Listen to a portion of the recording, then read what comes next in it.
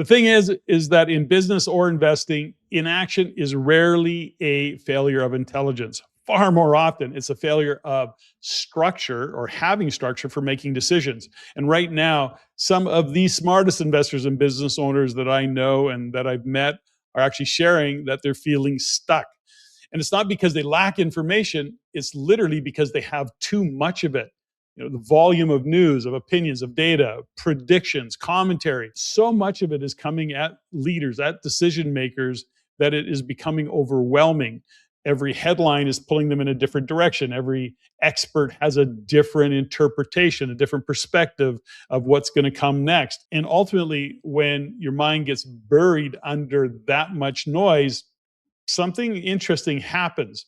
Smart people start second guessing themselves. After more than 40 years in business and investing, I've seen this pattern before. I've experienced it myself. And there are several others that I want to share here. But those are the things that tend to show up behind this one pattern. And that is that when intelligent people struggle to make decisions, it's rarely because they don't know what to do. More often, they actually do know what to do. They can see the direction. They understand the risks. They've been there before. But they start questioning their own judgment. They look for another report, another opinion, one more piece of confirmation. And it's not because they need more information. It's because they're trying to remove the discomfort of making the call. Here's a deeper issue that many are operating on top of. And that is that high performers often build their identity around being right, around being disciplined, around being careful and not making mistakes. And ultimately, it's why they have the success that they do. And those traits have served them well. That is until the environment changes, until the conditions change. Because like now, when economic conditions change and we start to go through a downturn, things start to unfold. Action feels risky, not just financially, but psychologically. So changing course, pivoting, it feels very uncomfortable. Adjusting a strategy can feel like admitting you were wrong, or moving money feels like it's just a big gamble. So instead of adapting, many people delay. They kick the proverbial can down the road. The thing is that doing nothing usually comes at some kind of a cost, whether it be financial, energy leaks, time, your team gets distracted. So we have to pay attention to that. Are you being stuck in not making a decision because you don't have the structure around your decision making? Second pattern I see is over-analysis. Paralysis by analysis is a real thing. And smart people are very good at finding reasons not to take action.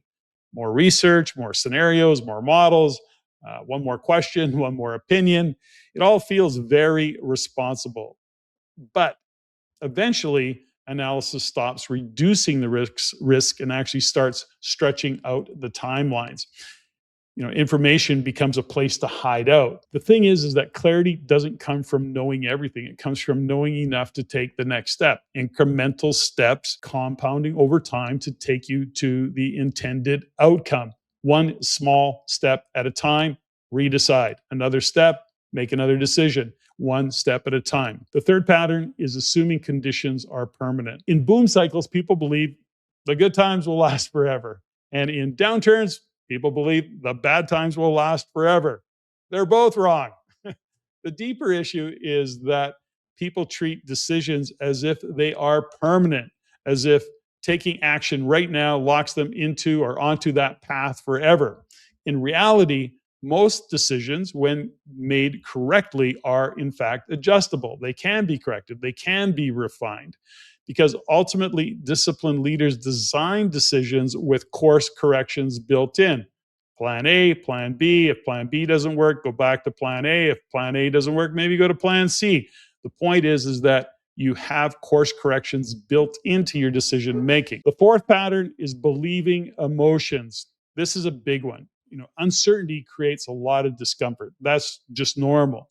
But people often interpret that discomfort as danger.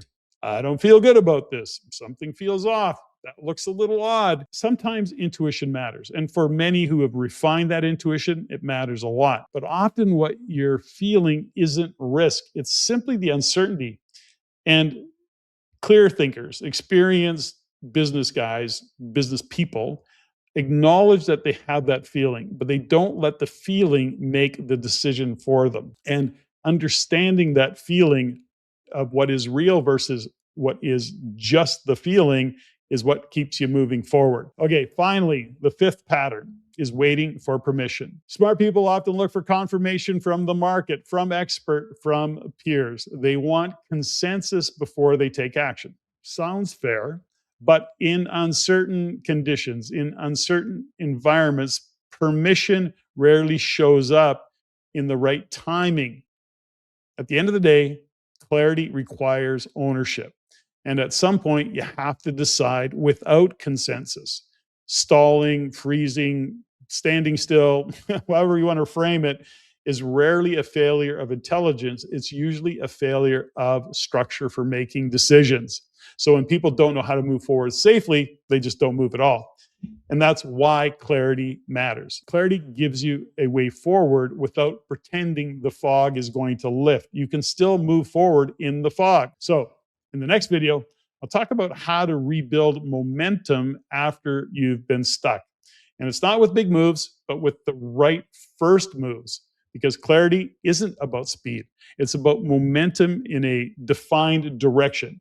And direction is what breaks inertia. If this video changed how you're thinking about what's happening right now, subscribe to the channel. And if something in the world is shifting for you, business, capital, strategy, leave a comment below, because those comments help shape what I want to cover in the next video.